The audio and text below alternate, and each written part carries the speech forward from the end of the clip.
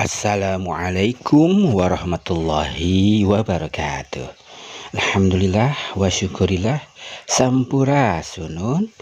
Wilujeng tepang dangu deui sareng Mang di Jomantara melalui Garuda saluran channel YouTube Sunda Pituin, mana ieu saluran channel YouTube Sunda Pituin ku Mang midangkeun hiburan kasenian kasundaan mangrupakeun dongeng Sunda.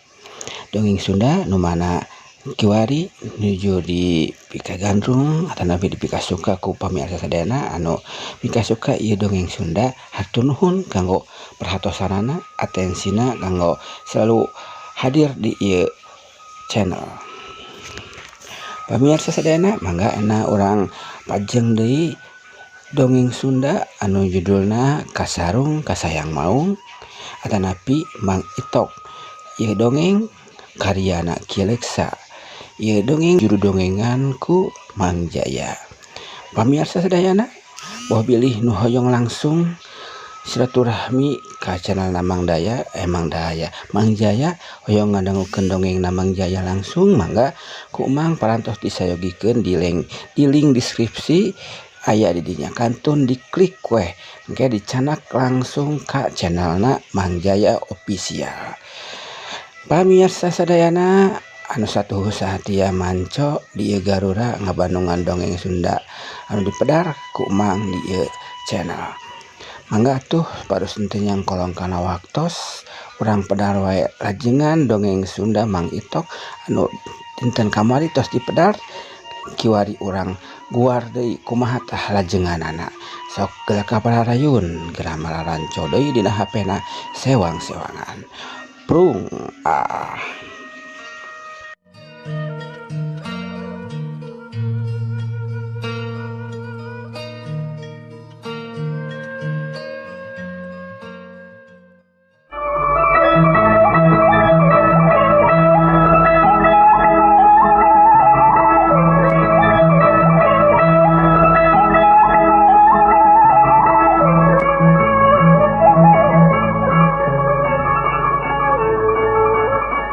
Para mitra urang teraskeun hanca dongeng nu judulna nyaeta Kasarung Kasayang Maung.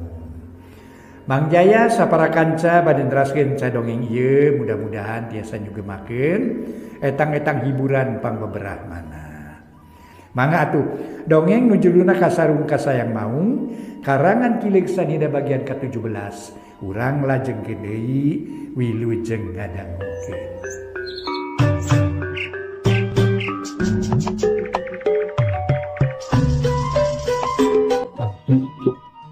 Para mitra kaum dangu, alhamdulillah Mang Jaya tiasa mancen tugas deui neraskeun hanca anu katuna kamari. Carios nyambung judulna nyaeta Kasarung Kasayang Maung karya Kileksa. Dongeng kahaturkeun etang-etang hiburan pangbeberah manah atuh hiburan-hiburan para wargi sadaya gitu. Sambil ngahibur ngabeberah manah maksad teh. Sugan we emutan-emutan kana sametan teh ararical gitu. Mangga sakedap mah mangga wilujeng ngadangukeun dongeng enteng nu judulna Kasarung Kasayang Lutung Kasarung Kasayang Maung. Ieu dongeng teh pamiti lepat parantos dugi kana lika basuri harita teh munutulung kasarim pikeun ngadegkeun buminya. Kumargi bumi anjeunna teh amburadul, hancur gitu. Patulayah. Ieu pura janten kumargi ieu rejeki siluman para wargi sadaya nalika silumanana dikawonkeun tapi digedag-gedag ge para mitra ngaburudul sadayana kitu rejeki siluman teh rejeki anu henteu ieu henteu halal para wargi sadaya. Mangga urang teraskeun dongeng enteng judulna nyaeta Kasarung Kasayang Maung. Para mitra pamirsa gancangna carita sanggeusna basuri ngadegkeun deui anu raruntuh teh 2 poe ti harita basuri indit kalemur Cihanjuang nu dimaksud rek mepaikeun Mang Itok teu kacaturkeun di jalanna para wargi jauh teu burung cunuk anggang teu burung datang ari bakatku dikeureueuh mah. Harita basuri geus nepi ka Cihanjuang malah geus aya di hareupeun imah Mang Itok. Gancang Basuri pupuntenan bari ngetrokan panto. Punten, tok, itok, cek Basuri bari ngajanteng hareupeun panto. Teu lila para mitra sadaya. Torojol pamajikanana Bi Itok anu ngaran hapunten Mang Itok anu ngaran Bilani. Nyampeurkeun ka hareup, kolotrak mukakeun panto barang breh aya Basuri pok Bilani nyarita. Heuleuh, geuning aya tatamu. Mangga calik Abah. Cek Bilani bari brai panto dibukakeun. Sarta teu talangke bar Bilani ngamparkeun samak. Basuri pok nyarita deui. Nya Abah lani ari Itok aya. Cek Basuri bari jek diuk dina samak. Nu geus diamparkeun teh. Bilani pok nyarita deui. Aduh, hanya kapisan nuju teu aya di rorompok Kang Itok teh Abah. Samali paranto saminggu teu aya, anjeunna teh teu mulang-mulang deui. Na aya pikeun saeunaon kitu Abah? Cek Bilani bari emok nyang hareupan semahna. Allah. Geuning geus lila luntana teh Itok teh nya. Ka mana cenah nyabana teh Itok teh? Jeung kumaha pesenan Abah teh geus hasil? Abah teh meni nyeri beheung sesongeteun ngarep-ngarep Itok puguh. Nu mawi Abah? Abdi gitu terang duka kamana angkatna pun lanceuk teh. Nanging waktos bade miosna mah kantos nyarios ka abdi. Saurna teh bade milarian anak bodas pesenan Abah teh ya. Tuh hapunten bae Bah Kang Itok teh teu acan tiasa nyumponan kana kapalaina Abah. Cik Bilani nyarita mang nalangsakeun. Hapunten mang nalangankeun tamada ka salaki. Ari Basuri teu bisa ditamadaan kitu bae. Lantaran ku siluman pamuntanganana geus ditagih janji. Janji pasini pasang subaya kudu gancang-gancang harti mah nyaeta dicumponan. Pok Basuri ngajawab, "Ih, teu gampang kitu lani. Lantaran Abah mesen lanak bodas ka Itok teh teu kosong-kosong teuing ngapan. Tapi ku Abah geus dicukupan ngabutuhna. Parena dibere, duitnya kitu kene. Jeung deui ceuk rarasaan Abah mah teu saeutik teh. Dalamun didahar ku nu rada bisa ngeureutneuneun mah bakal cukup sabulaneun teh. Hari jangjina rek sabaraha poe cenah lani Itok teh." Cek Basuri bari ngareret ka Bilani. Bilani rada reuaseun ngadenge caritaan Basuri bangun teu sugema. Pok Bilani nyarita deui. Kahartos ku abdi ge Abah. Nanging dalah di kumah atunya ada geuning lanak bodas teh nu ku Abah dipunut teh. Sanes satonu biasa sajabiti sesah teh milarianana. Newakna ge teu gampil deui. Nanging sok sanaos kitu Kang Itok tetep we bade satia satuhu kana pamunuti Abah. Anjeunna parantos saminggu teu mulih-mulih. Ta eta hiji tawis Kang Itok kacida sumujudna ka Abah. Janten salami teu acan kenging mah nya hapunten atuh Bah da sanes teu dipilari nanging sesah. Oh, ngarti Abah ge. Tapi si Itok rek sabaraha poe cenah luntana teh naha atuh nyarita ka lani. Sumu nyariosna mah kitu we Abah satungtung teu acan hasil kenging lanak bodas moal wakamulih saurna teh. Janten abdi teu tiasa nangtoskeun duka sabaraha dinten Kang Itok nyabana. Duka sabaraha minggu, duka sabaraha sasihna kitu tah. Jawab Bilani bari ngeluk tungkul. Tapi dina hatena mah meni ngegremet bakat ku keheul ka Basuri. Nu nganggap enteng kana pagawean salakina. Bilani kacadang kacida ngaresah hariwangna. Sok sieun salakina jadi korban Basuri. Lantaran ku Bilani geus kasaksian kumaha kajadian nu tumiba ka Nyi Rustia. Tapi teu wani ari langsung nanyakeun ka Basuri mah. Basuri pok nyarita deui rada baeud. Oh lani, memang moal aya monyet hideung na ari nyarita jeung maneh mah. Lantaran nu boga gagatanana si Itok. Taku lantaran kitu, ku kitu ku kieu, lamun isuk ayeuna Abah rek talata ka lani. Sangkan dibejakeun ka si Itoknya. Pokona mah ku kitu ku kieu lamun isuk pagi tos si Itok datang, kudu buru-buru datang ka imah Abah. Ku abah dibere waktu 3 poe deui. 3 poe ti ayeuna nya. Lamun dina jero 3 poe si Itok teu bisa ngabuktikeun pagaweanana, kapaksa abah rek ngayakeun tindakan ka si Itok atawa ka maneh lah ieu. Nyang kahupuk hukumanana sakabeh dahareun nu kumaneh geus didahar kudu dipulangkeun deui ka abah. Lamun teu bisa mulangkeun kapaksa nyawa nu jadi gantina kitu tah Lani. Cek Basuri bari merong ka Bilani. Barang ngadenge caritaan Basuri kitu Bilani ngarongheap, bakat kureuwas. Sajongjongan mah teu bisa nyarita gawenangan molohok bengong. Ka Basuri, sedeng Basuri sajroning ngahulang tepok ngomong. Lantaran ngerasa kaget nempo Bilani masih keneh hirup, ngomong na jero hate. Ai. Nah silani teh gencan modarnya saha manusia nu geus jadi wadal Prabu Anom teh. Anakna kitu. Tapi pira ku ari anakna matak ngaruksak nagara siluman. Teu ngarti aing mah. Buah-buah si Itok teh kawasi sarim bisa ngelawan siluman. Kitu cek gerentas hate Basuri. Bilani harita teh teu jejeg deui pipikiranana pok nyarita rada ngaleper. Abah, kasauran abah teh ku abdi ka hartos pisan. Mangga ku abdi bade diestukeun, bade disangemkeun ka Kang Itok saupami parantos sumping. Nanging abdi teh ngaraos kaget ku ayana kasauran abah neme. Padahal apaan anu masihan pare sareng artos teh abah kalayan kahoyong abah nyalira. Sanes Kang Itok nu nyuhunkeun. Sajabi ti kitu apaan sapalih deui? Parantos kaladangan ku peusing teh. Nanging naha make kedah mulangkeun deui sagala rupi anu parantos seep ku abdi. Sobi abdi nyuhunkeun penjelasan anu sakira tiasa kahartos ku abdi. Cik Bilani ngawani-ngawani maneh. Nanya ka Basuri atuh puguh Basuri rada eraeun. Ari dikitukeun mah tapi teu matak ngurangan kana kakeuheulna. Lantaran Basuri geges ragrag janji ka Prabu Anom Lokabisesa. Jadi kapaksa nepakeun deui jeuring pateuh. Kajengkelan ka Bilani teh pok Basuri nyarita deui. Wah, untung loba ting tetanya Lani. Pokona cek abah kitu kudu kitu teu bisa dirobah deui. Abah teu hayang loba carita nu teu pararuguh. Pokona mah ye nya laksanakeun segala caritaan abah nu bieu.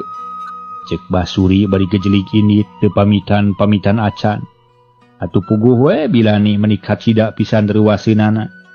Panon molohok neuteup ka Basuri anu ngagejelik ini teu ngomong deui. Bilani nu tadi rek nempas deui teh kalaka ngajentul jiga patung teu bisa ngiceup. Barang geus rada lila pok Bilani ngomong sorangan bari ngusapan dadana.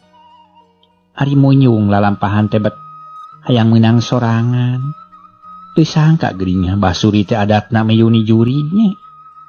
Sugan aing nya we jelema berat beunghar tukang tutulung kanu butuh, tukang nalang kanu susah.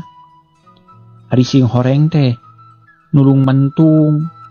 Tetela kabalajog Kang Itok teh boga sobat kabalaj siluman. Ari Kang Itoknya kamana liarna atuh bet lila-lila teuing. Cek Bilani bari jung nangtung terus ngagulungkeun deui sama. Leos ka jero kamar maksudna rek neuneun samak sarta teu lila geus kaluar deui. Kasampak dengar tengah imah aya anakna. Nu tita tadi ngintip di pipir. Pok anakna nyarita bari melong ka inungna. Mak, eta mah teh nu bareto mere duit ka uing nya. Lain? Nah teh disuguhan dahar deui mak. Teu boga beas manganyuk we atuh ka ngarah uing ka bagian deui sesana. Cek sia kulup. Bangun anu hane euleun nempo Basuri bali. Ari inungna ngadenge caritaan anakna meni kerung bakat ku bingung. Lantaran dina hatena keur ngagugulung kabingung ari si anakna kalah nanya kitu. Pok ku Bilani dijawab bari ngusapan sirah anakna. Ulah kamana wae nyarita teh ujang. Teu disuguhan sote lain teu boga beas tapi semahna teu hayang ngeundahar. Geus ujang geura ulin ka ditu anggur tong pipilueun kana urusan kolot pamali. Oh, saha kolot pamali teh mak? Akina si Usro meuleunnya. Cek si kulup bari tetep melong ka inungna. Cikikik Bilani seuri lantaran tetela. Anakna can ngartieun kana pamali, pok Bilani nyarita deui. Lain Pak Mali akina si Usro. Tapi pamali teh ulah kitu goreng, geus lah. Ulah buat tatanya teh Ujang. Jaga ari geus gede moal burung nyaho geura. Jung geura ulin ayeuna mah. Mare kacainya. Cek Pilani bari ngaleos ka dapur.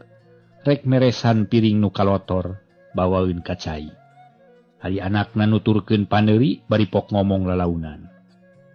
Oh, nyaho atuh uing ge ari kitu mah.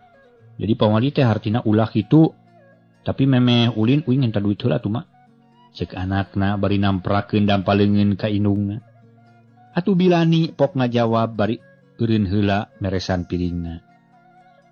Ih ari Ujang sok tarot-tarot sasari mak menta duit sagala. Keur teu boga duit Mama Ujang, jeung we ulin heula ka ditu ayeuna mah. Ke lamun bapa geus datang ku umah dibere, cek Bilani. Oh pamali mak, piraku teu boga duit hiji-hiji acan. Kapan tadi aya jero hutang emak? Sok enta saketip rek meuli layangan jeung gelasan. Sok nyanyahoanan hirup teh.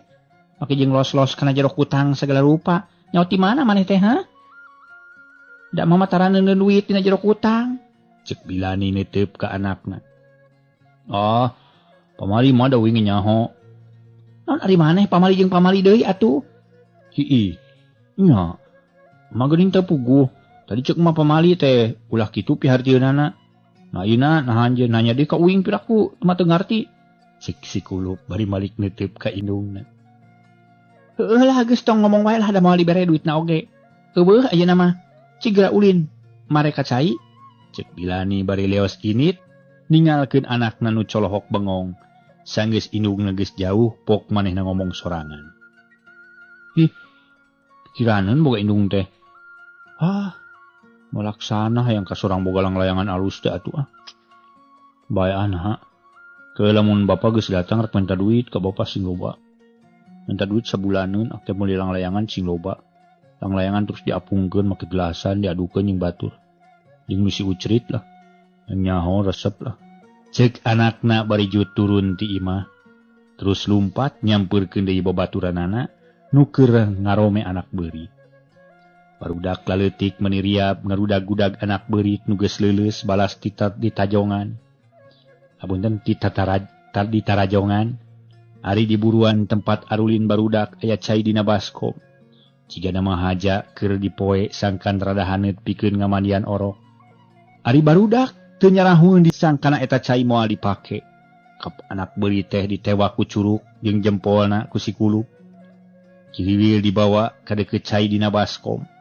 Loba catur berus anak beurit teh diasupkeun kana baskom. Atuh puguh anak beurit peniroroesan hayangeun kaluar tina cai teu bisa. Keur barudak teh meni areak-eakan paramitra ear bakat ku bunga nempo cocoan roroesan. Malah mangeting alajret segala rupa. Ari nu boga cai nyaeta pamajikan Mang Lebe.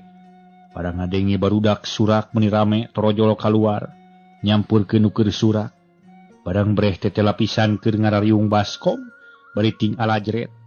Biasana pamajikan Mang Lebe tara ngaganggu barudak ulin. Tapi kulantaran harita nempo baskom nu ngahaja dipoe teh dirariung barudak kapaksa nyampeurkeun barang breh tete lapiskan dina baskom aya anak beuri. Nu keur lalayaran atuh pudigdig. Bojo Mang Lebe nafsu beungeut meuni geuneuk bakat ku ambek kan tawang nyarekan barudak bari nulak cangkeng. Tobat Gusti. Nanya barudak bangkawarah teuing nya. Nanaonan sia kunyu? Hayang dipalieskeun sia ceuli teh. Cai meunang ngahaja moekeun hayo diparake ngangon anak beurit sia. Cik bojona Mang Lebe bari gagejret kana taneuh. Siga Gatot Gaca rek ngapung para mitra. Tawa Gatot Gaca nu keur ngageroan lancekna. Atuh puguh para mitra sadaya. Barudak teh raruaseun. Ngadengen nu nyarekan meninong toreng teh pribit barudak lalumpatan paheula-heula saurang ge eueuh nu wani nyarita ngalawan kanu nyarekan teh. Dina waktu ngan sakedeung bojona Mang Lebe geus pada naringalkeun ku barudak atuh puguh we bojona Mang Lebe teh teu beda. Siga keur nyarekan anak beurit nu lalayaran dina baskom. Tungtungna pamajikan Mang Lebe ambak nyedek tanaga midek. Nafsu ngagedur nu dicarekan kabur. Bari jamedud blok cai sabaskom diseblokeun jeung beurit-beuritna. Telila antarana sabubarna barudak cakakak di jomantara aya nu seuri meninga gerenggeng. Minuhan sakuliah lembur Cihanjuang. Cungungung dituturkeun ku sora anjing nu babaung menireang, patemalan patarik-tarik. Ribojo manglebe meninga renyag satakar kebek, panon molotot teu ngiceup-ngiceup melong ka anak beurit nu tetela beuki ngagedean. Sora nu seuri anger teu eureun-eureun, sedeng anak beurit geus robah jadi segede ucing. Malah masih keneh terus ngegedean bareng jeung nu keur seuri, nepok itu jerit bojona manglebeng ngoceak.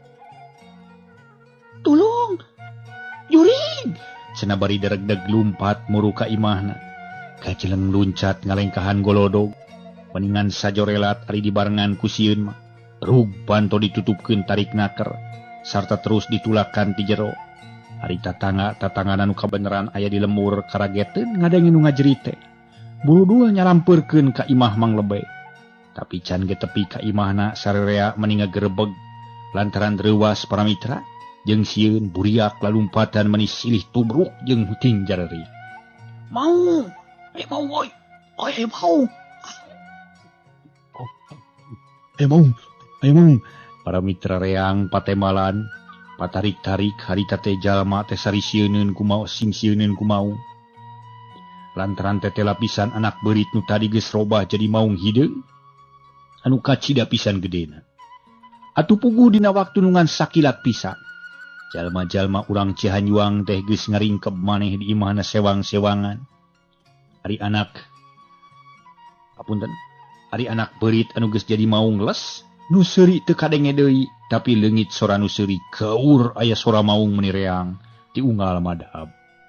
Urang lemur Cihanjuang kabeh ngahep-hep, taya nu wani kaluar ti imah, sedeng nu kabeneran aya di sawah di kebon, di ngararenyag ngadenge sora maung gagauran. Sarerea hampir bareng, lalumpatan ka lemur lantaran sieun ditekuk maung, tapi hanya ka para mitra. Barang terpi ka lemur, sarerea ngagerebeg alabatan tadi, sabab sora maung teh. Kala beuki rame, dereg-deg nu ti kidul lumpat ka kalerkeun, nu ti kaler ka kidul tungtungna pabaliut kudu lalumpat di jero lemur. Sora maung tinggal laur dialokan ku brag-brig-brugna sora panto. Sora maung teh para mitra teu eureun-eureun, malah nu dengaran panto teu eureun-eureun bakat ku kasima deui. Di jero ditulakan ti luar nu hayang asup kitu jeung kitu kaayaan. Pamirsa sadayana anu masih keneh satuhu manco di ieu Gadura di ieu channel Sunda Pituin dina raga nuju ngabandungan hiburan kasundaan mangrupakeun dongeng Sunda. Dongeng Sunda nu kiwari nuju di Pedar nuju di Barandungan ku pamirsa sadayana nyaeta dina judulna Mang Itok atanapi Kasarung Kasayang Maung. Pamirsa sadayana di mana wae ayana di mana wae lingihna hatur nuhun kanggo atensina, kanggo dukunganana, kanggo rejonganana ka ieu channel satia satuhu manco di ieu channel anu parantos noel subscribe na, anu parantos komen naon wae komenanana, oge anu tos ngabagikeun ieu channel ka wagi-wagi sadayana di mana yo ayana di mana wae lingihna. Mudah-mudahan harapan mang ieu dongeng Sunda anu dipedar kumang ting siasa rasaras janten panghibur kalbu pangbeberah kana manah pamirsa sadayana tiasa janten rencang dina segarupi aktivitas pamirsa sadayana alo sadayana di mana wae ayana di mana wae lingihna naon wae aktivitasna. Pamirsa sadayana mangga atuh urang lajengkeun ieu dongeng kumaha lajenganana carios Mang Itok Kasarung Kasayang Maung. Sok kapararayun geura malaranco deui dina hapena sewang-sewangan. Prung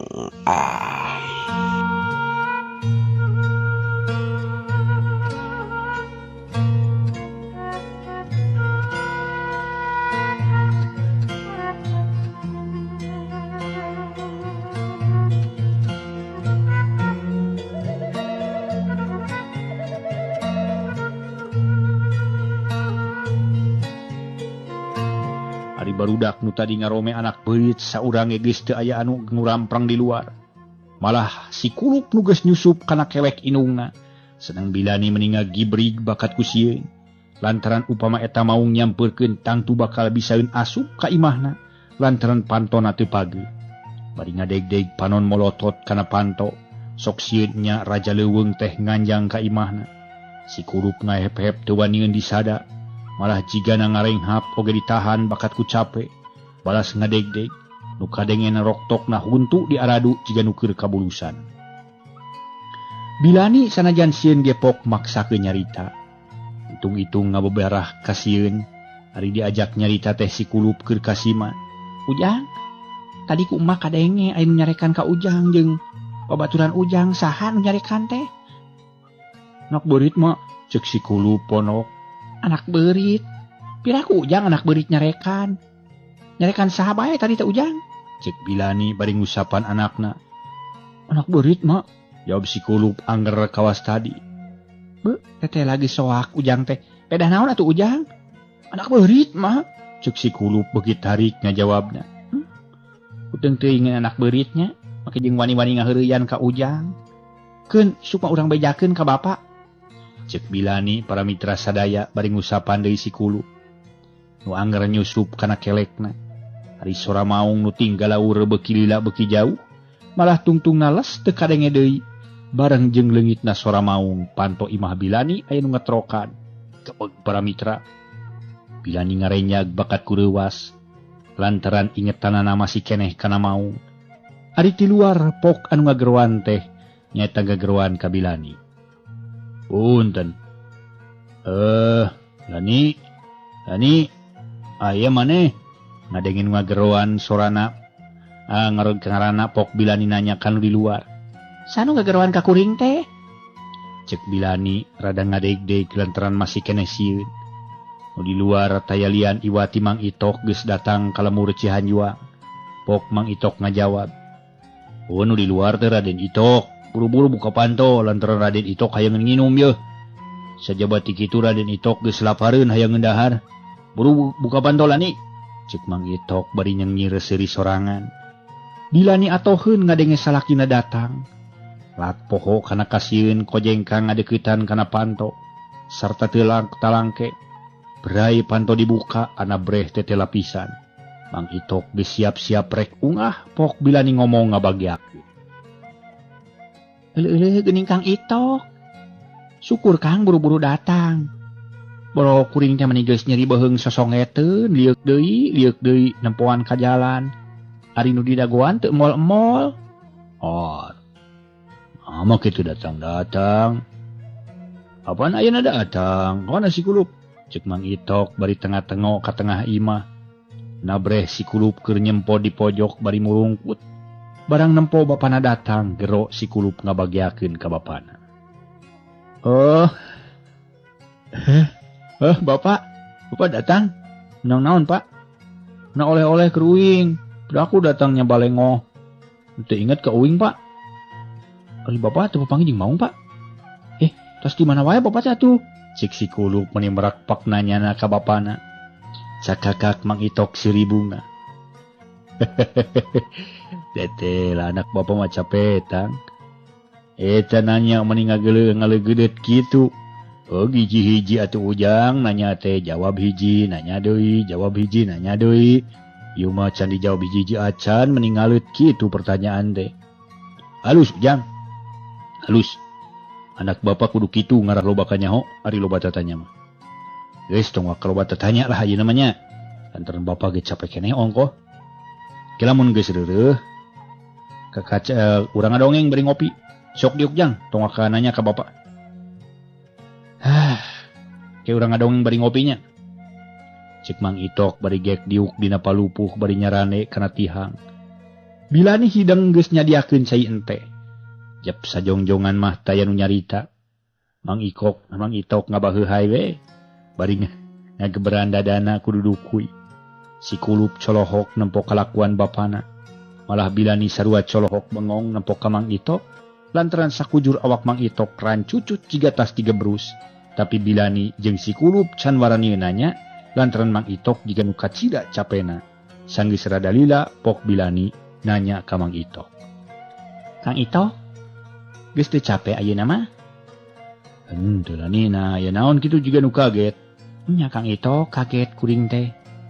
Lantaran Kang Itok jiga nu tigebrus ka balong. Cik terangkeun kunaon Kang Itok teh. sabab jeung musababna kumaha lantaranana mustahil ari kesang nepi kana buuk mah. Cek Bilani bari neges-neges kana awak salakina. Samemeh Mang Itok ngajawab si Kulup ngidunanya ka bapana. "Oh Pak, uing geus seru kaget atuh, empu Bapak jiga anu manyur. Nah, Bapak teh tas diteuleum gitu. Mun anu manyur saha jelema Pak, keun ku uing rek dilawan." Bener. Anak Bapak mah kudu wanian. Lain raget atuh Jang. Kaget meureun tadi teh raget dasar ujang mah saliwang boga ceuli teh. Sok dirorek tara Jang.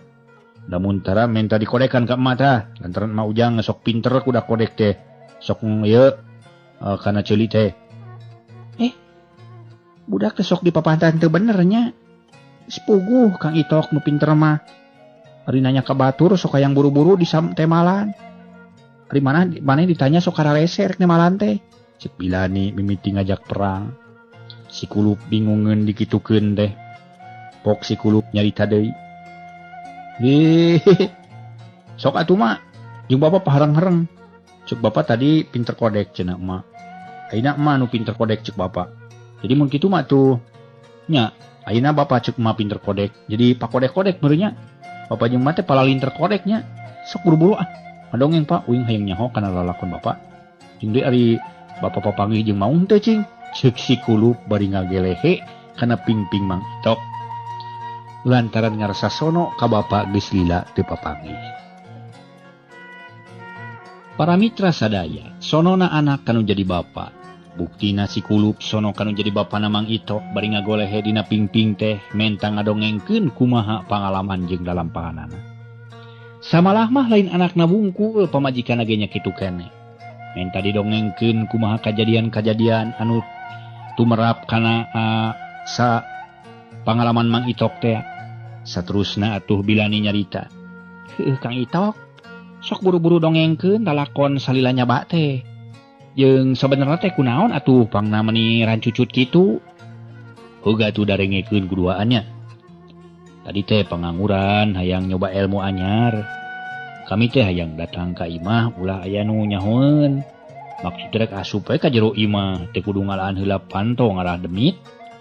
Ya kami teh nyoba-nyoba ngarubah jirim jadi anak beurit terus ngarayap ka sisi gawir. Ari satadina mah hayang ngaheureuyan maneh lani. Tapi cilak ka awak kami teh der atuh kapanggih ku barudak. Nu keur ngarara jangkrik dina gawir. Atuh der pada ngepung ku sarerea, lumpat ka ditu salah. Lumpat ka dieu salah. Lumpat ka hanapeun batu, nu rada buni dirarojokan nepi ka nyeri awak. Kapaksa tabijil deui, terus lumpat ka buruan imah Mang Lebe, maksud rek nyumput hanapeun tumpukan sulu. Tapi sial ni, barudak loba lain memueusan atuh. Daya puluhna, tincakeun kami teh kalah kepada nyepakan we bari disarurakan.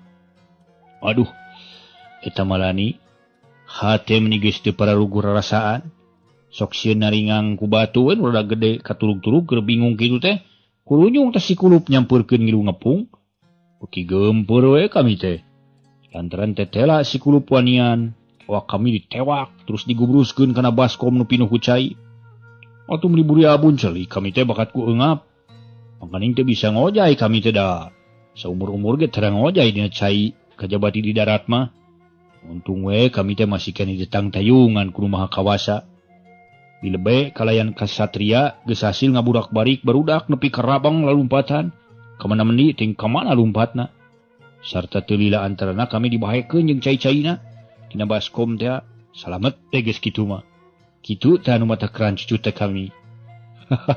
Dasar keur sial dangkal ya euy. Cek Mang Itok puring mungkas caritana. Bilani jeung si Kulup colohok bengong. Teu pati percaya kan omongan Mang Itok. Pok Bilani nanya. Mang Itok? Nanyaan teh? Cik atuh eureunan kana mantun teh lantaran ngan pantun nu pantes ngarahul mah. Tapi lamun nya kitu mana buktina? Cek Bilani bari neuteup seuk. Ari maneh lani? Kami mah timiti poe teh geus janji ka diri sorangan. Moal ngabohong ari teu kapaksa mah. Tapi lamun maneh nyaan perlu ku bukti, ku kami bakal dibuktikeun. Ayeuna keneh tapi kudu kana ngajirim kana naon kami ayeuna. Cek Mang Itok nangtang puguh Bilani jeung si Kulup ngararenjag bakat ku heran. Pok si Kulup nyarita. Oh, jadi langlayangan Pak. Hush, tuh bisa jadi langlayangan mah. Tapi kudu jadi sato atau naon wae nu nyawaan. Cek Mang Itok. Regot nginum heula Bilani pok nyarita ka si Kulup. Sok yang usul kadinya. Hayang nyaho bapa maneh teh mantun atawa lain. Rek sebutkeun hayang jadi naon bapa teh. Tepa jadi heula apanya? Oh ujang basa ka sawah ujang nempo sawah aya nu gagara yaman. Oh jadi keuyeuk Pak. Oh, dan ku bapa dilaksanakeun. Tapi sameme bapa ngabuktikeun, bapa rek amanat heula. Omat.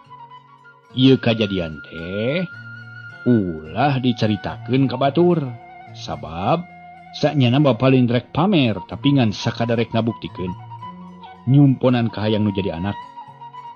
Nya, jeung maneh deui Lani? Sok jawab heula, rek nurut moal. Cek Mang Itok mere heula pepeli. Are Kang Itok, heuh ku kuring moal dicaritakeun ka sasaha. Malah cek paribasana sanajan indung suku ge moal dibejaan. Jeung tibatan betus tina bibir mah kajen teuing betus tina beuteung. Heuh, syukur ari ujang kumaha? Moal Pak, kuring mah moal dicaritakeun ka sasaha aja, Pak. Malah inung leungeun ge jeung mak moal dibejaan Pak. Jawab si Kulut pipilweun kana omongan indungna. Pok Mang Itok nyarita deui. Heuh, halus atuh kitu mah jang. Halus, syukur. Yeuh. Jadi jelema hirup teh kudu hartina mah nyaeta inget kana jang. Sakur nu geus dijangjikeun ku urang kudu ditedunan. Lamun janji kumaha bae. Contona bieu ujang janji moal ngabejakeun kudu ditedunan. Artina nedunan moal ngabejakeun teh ulah diucace ka batur ieu teh ngarupakeun rusia hungkul pikeun urang sakulawarga. Nya? Halus. Ngan bapa lamun bapa geus ngajirim jadi keuyeub ulah diganggunya. Lantaran bisi bapa poho kabalik. Sok baranungan kuduan. Cek Mang Itok bari reup meuremkeun panon leungeun duanana dirangahkeun ka luhur nurutan keuyeub. Tapi can gedi lageus brai de Mang Itok beunta terus nyarita. Aduh, poho kami teh pareureum heula atuh sakedeung. Hese ngarobah jirim ari diporototan wae masuk pareureum kadinya. Cek Mang Itok marentah ka Bilani jeung ka si Kulup. Duanana parti lobat catur reup pareureum nurut kana kahayang bapana nyata Mang Itok. Ari Mang Itok nempo pamajikan jeung si Kulup geus pareureum. Ku siwel Mang Itok ngaluarkeun jimat. Terus kunyam-kunyam babacaan mapatkeun jampe pamakena. Sanggeus rada lila peledug dina awak Mang Itok aya haseup bodas ngaguliweng ngurilingan Mang Itok. Beuki lila haseup teh beuki loba. Malah tungtung nama awak Mang Itok bunyi katutupan ku haseup. Teu lila haseup jadi ipis deui nungtut saeutik demi saeutik laleungitan. Barang haseup geus leungit, breh katempo aya hiji keuyeub nu kacida gedena hampir sarua jeung nyiru. Sidang Mang Itok geus eueuh lantaran jirimna geus robah jadi keuyeub. Geus kitu mah pok eta keuyeub nyarita. Sorana teu beda jeung sora Mang Itok. Heuh sok udah bareunta ieu mah. Dani, Kulup. Cek Mang Itok geus robah jadi keuyeub. Brai Bilani jeung si Kulup bareunta hampir bareng. Barang breh duanana celohok pengong teu bisa ngomong. Sungut salawak, tapi teu soraan teu beda ti sungut buaya anu keureunaheunan laleur. Si Kulup nempok keuyeub nu sagede nyiru menimbulungkut bari ngarayap lalaunan kana lahunan indungna. Bilani teu ngomong gawena colohok bengong bari teu ngiceup-ngiceup. Tapi kikituan teh teu lila pok Bilani nyarita lalaunan. Kang Itok, geus ieu tong lila-lila teuing kikituan teh Kang. Kang Itok, ieu si Kulup sieuneun meni pupurungkutan. Cek Bilani bari panon mah molotot kana keuyeub ngaganti raga Mang Itok. Puguh we ngadenge Bilani nyarita kitu. Mang Itok teu loba deui catur terus matak di ajianana. Tapi harita teu nitah peureum ka Bilani, kalah reup kaayaan di jero imah Mang Itok jadi poe. Bilani meni ngarenyag nempok kitu, tapi teu wani nyarita cicing bae bari nangkeup si Kulup. Lila brai di jero imah Mang Itok ngebrak deui caang kawas tadi, malah breh Mang Itok katempo keur ngajentul diuk dina urut tadi.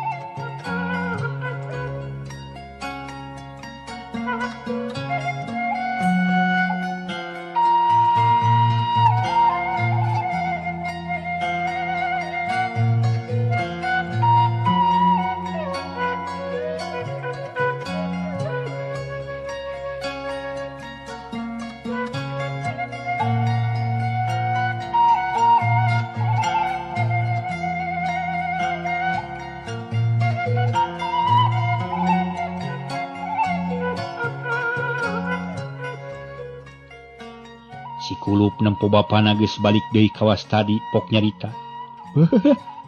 Bapak keuyeub nyaan bisaan bapak mah nya.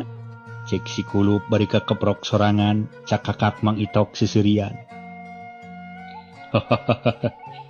Kulup. Nak bapak calon jagoan percaya ente kulup. Cek Mang Itok nanya ke anakna. Percaya pak ah. Wingga hayang juga bapak pak. Oh, pas bapak lah jadi kuyup atau bisa jadi anak berit pak. Rumah pak, bejaan pak, kuring hayangnya. Hayang nurutan kuring. Cek anakna. Bari pindah deui diukna kana lahunan bapana. Bila ni gancang nyarita miheulaan Mang Itok. Kang Itok, di mana ieu menang ilmu kitu Kang? Nasalila ngalalana teh, ngan menang nu kitu wungkul.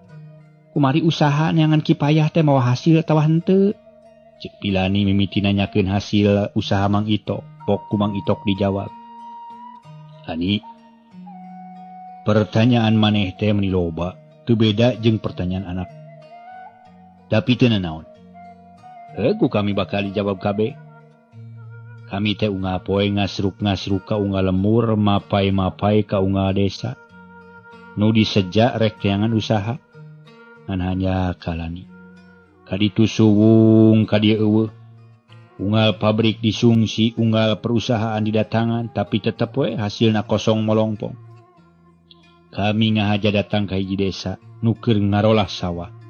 Maksud rek neangan sugan anu butuheun tukang macu, tapi kulantaran kami teu boga pacunya teu aya butuheun. Tah kulantaran kitu lani. Kapaksa nu ngaran usaha neangan kipayah teh teu hasil. Kahiji eta. Ari nu kaduana, ngeunaan masalah ilmu nu bieu ku kami ditemungkeun. Eta teh teu ngahaja neangan jeung teu ngahaja hayang boga ilmu. Tapi eta ngan kabeneran wungkul jigana bae kami geus ditakdirkeun kudu boga ilmu. Jadi ditakdirkeun kudu boga ilmu kitu. Eta ilmu teh asalna teh nya ti kami keneh. Ngan waktu anyaran ka pimilik mah kami teu nyaho gunana jeung teu nyaho eusina. Ari buktina nyaeta siung Bagong Sajodo jeung cucuk lanak bodas sasiki. Eta dua barang teh sanyana mah geus aya eusian ti bareto. Tapi kulantaran kami teu ngarti jeung teu nyaho kana soal jimat nya dianggap cocokan we tadi nama. Nya so teh dibawa eta pe da resep kami mah sakitu talani. Cek Mang Itok nutupkeun carita bilani can ngartieun pok nanya deui. Ari nyahona yen eta jimat teh aya eusian ti saha Kang Itok? Cek Bilani. Oh, soal eta kieu teh mimitina euy lani. Sakumaha nu geus ku kami dibejakeun tadi. Yen kami teh geus janji ka diri sorangan. Dimimiti detik ieu, menit ieu, poe ieu kami moal ngabohong. Dah kulantaran kitu. Sakabeh lalakon nu kaalaman ku kami bakal dicaritakeun ka maneh lani. Tapi samemeh kami ngamimitian nyarita, kami rek mere pepeling sangkan maneh ulah nyaritakeun lalakon nu kaalaman ku kami ka saha bae oge. Jaba ti kitu maneh kudu narima kana naon-naon nu geus tumiba ka urang sarerea. Ari sabab rek dicaritakeun teh bakal ngajadikeun hiji kaanehan pikeun maneh. Ari lalakonna kieu geus. Mimiti kami tepung jeung hiji aki-aki nu boga ngaran Aki Burahol, Nini Burahol. Jadi kami teh manggih Burahol Sajodo, lemurna teh nyo laut bawahan Gunung Galitri. Dati eta aki-aki kami menang pituduh jeung bantuan anu netelakeun. Yen ieu jimat aya eusian. Ari lalakon anu salengkep nama kieu ge cek Mang Itok bari darak-darak para mitra sadaya nyaritakeun pangalamanana ti mimiti dahar di barung ma omah nepi ka danget harita kabeh dicaritakeun taya nu kaliwat. Barang tamat Mang Itok nyarita pok Bilani nanya ka Cidia kaget. Jadi lamun kitu mah Kang Itok teh munyung ka maung atunya. Paingan memeh datang Kang Itok sora maung meuni tinggal laur matak soak salah lemur. Ari Kang Itok kunaon make luluasan kitu Kang Itok? Da kuring masuka sanajan dahar sore teu isuk, dahar isuk teu sore oge. Jeung tibatan di parabanku dahareun meunang munyung ye. Munyung mah lain kanu kitu. Munyung mah kudu ka inung, muja kudu ka bapa. Aya nu saluhureun teh eta Allah nu Maha Kawasa. Lain munyung kanu kitu patut Kang Itok goreng teh ieu. Cek Bilani nganaha-naha. kasalakina. Ari Mang Itok sanajan nyaho pamajikanana rada ngahareng ge teu ieu ambek malah kalah nyeh seuri terus nyarita. Ulah salah arti lah ni. Kami mah teu rumasa lamun disebut munyung mau. Ari sabab nu nyanggupan rek nyumponan sagala pangabutuh urang lain kami nu nawar lain. Tapi kasamukan Prabu Malondra. Sajabati kitu kami moarek ngorban ke nyawa model Bahsuri. Lantaran kami mah ngabelaan anak jeung pamajikan. Malah lamun bisa aya ngabelaan sakur jalma nu kalantar kawas urang kitu. Ai Prabu Malondra nya sote sanggup mere bantuan ka urang. Lain peda dipunjung dipuja, tapi manehna ngarasa hutang budi. Pedah kami teu tulus ngabinasa lanak bodas. Demi lanak bodas, anu ngarajaan nagara lanak teh sobat medok Prabu Malondra. Sajabati kitu aya deui sababna, nyaeta Raja Siluman Buta Hejo anu ku Basuri dipunjung dipuja musuh kabuyutan Prabu Malondra kitu. Jadi kami mah lamun ku maneh rek disebutkeun munyung teh teu sah, teu ngarasa sanggeuk we pokona mah. Lantaran kahiji kami teu ngentah harta bana ka Ratu Mau. Muka telah Prabu Malondra, tak bisa balikna, manehna nu mere. Ari kaduana, kami teu boga kawajiban pikeun mere caos ka Ratu Mau. Katiluna, kami mah teu kudu nyadiakeun sasajen pikeun ngajambu Ratu Siluman Mau. Kaopat, sagala rupa harta bana nu geus dipake ku urang moal ditagih ku Prabu Malondra. Malah sabalikna, lamun urang boga kabingung, tinggal ngamat lengaran Prabu Malondra bungkul. Tanpa make syarat eta mah. Hiji-hijina nu kudu dilaksanakeun ku kami ngan merangan si Raja Siluman Buta Hejo nu ngawasa Bahsuri. Kitu nu sabenerna malani. Jadi mun dina naon teh anggota mah kami teh anggota luar biasa gitulah. Di kerajaan Maung teh. Jadi kami mah teu kudu make aya surut syarat itu sagala rupa. Nu penting mah kami mah kudu bisa merangan musuh kabuyutanana nu ngaran Ratu Siluman Buta Hejo. Anu ngawasa Basuri ngerti teu? Sekali deui ku kami jelaskeun lah. Aya ngarti pisan mah. Ceuk Mang Itok namahan di katerangan ka Bilani. Dikitukeun mah Bilani meninga huleng bakat ku heran. Sajongjongan mah teu nyarita gawena colohok we bangong ka Mang Itok. Jiga nu hayang nyaho kana eusi hatena nu sabenerna. Teu panon seukeut nembus jajantung Mang Itok. Ku Bilani karasana asa ngimpi ngadenge salakina ngabalad jeung boga kababuhan ka bangsa siluman-siluman. Baheula mah waktu Bilani keur budak keneh. Kungsi ngadonge-dongeng ti bapana oge. Yen manusia sok aya nu sosobatan jeung bangsa siluman. Nah tu ari ayeuna bet kaalaman kudu jadi salakina pisan. Muatak ngarasa keget jeung ngarasa kurang percaya pikeun Bilani. Tapi kulantaran Mang Itok geus ngabuktikeun omonganana. Ngaganti jirim jadi keuyeub. Bilani jadi bingbang hatena sakapeung percaya sakapeung teu percaya. Lila-lila mah tungtungna Bilani nanya deui ka Mang Itok bari teu waleh neuteuk. Waktasna se para mitra.